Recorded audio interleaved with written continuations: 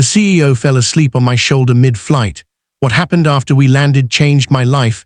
Forever. The moment his head fell onto my shoulder, I froze, not because I was uncomfortable, but because everyone around us suddenly went silent. The whispers started almost instantly. The flight attendant slowed her steps. The man across the aisle leaned forward, eyes wide.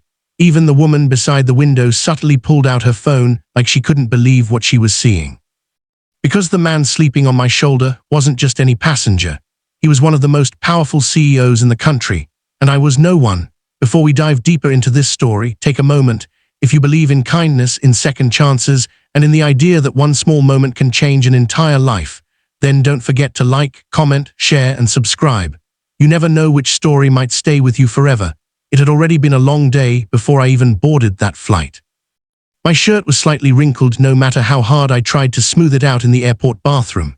My shoes were clean, but worn out from years of walking roads that never seemed to lead anywhere. My phone battery was barely alive, just like my hopes at that point. I was flying back home after failing another job interview, not just any job, it was supposed to be my last chance. I had spent weeks preparing, memorizing answers, practicing confidence in front of a cracked mirror. But the moment I sat in front of the interview panel, everything fell apart. My voice trembled, my thoughts scattered, and I could see it in their eyes. They had already decided I wasn't enough. So when I boarded that plane, I didn't care who sat next to me. I didn't care about the view outside the window. I just wanted to close my eyes and disappear for a while. That's when he arrived, dressed in a simple but perfectly tailored suit. He didn't look flashy, but there was something about him. The way the cabin crew instantly straightened up, the quiet respect in the air, the subtle tension that followed him as he walked down the aisle. He sat beside me without a word. For a while, everything was normal. The plane took off. The lights dimmed. People settled into their own worlds. I stared blankly ahead, replaying my failure over and over again. Then slowly I noticed something. He wasn't scrolling through his phone. He wasn't reading documents. He wasn't acting like the powerful man everyone seemed to recognize.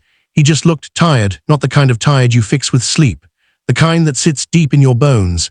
At some point, I must have drifted into my own thoughts so deeply that I didn't notice when it happened. His head leaned slightly, then gently, then fully onto my shoulder. For a split second, I panicked. My body tensed. I didn't know what to do. Should I move? Should I wake him up? Should I call a flight attendant? But then I looked at his face, and everything changed. He looked peaceful, like a man who hadn't rested in years had finally found a moment of quiet. So I didn't move, not even an inch. Minutes turned into an hour. My shoulders started to ache, but I stayed still. The whispers around us grew, but I ignored them. Something inside me said this moment mattered, even if I didn't understand why. For once in my life, I felt like I was doing something right. Even if it was just being there. When the plane finally began its descent, he stirred slightly.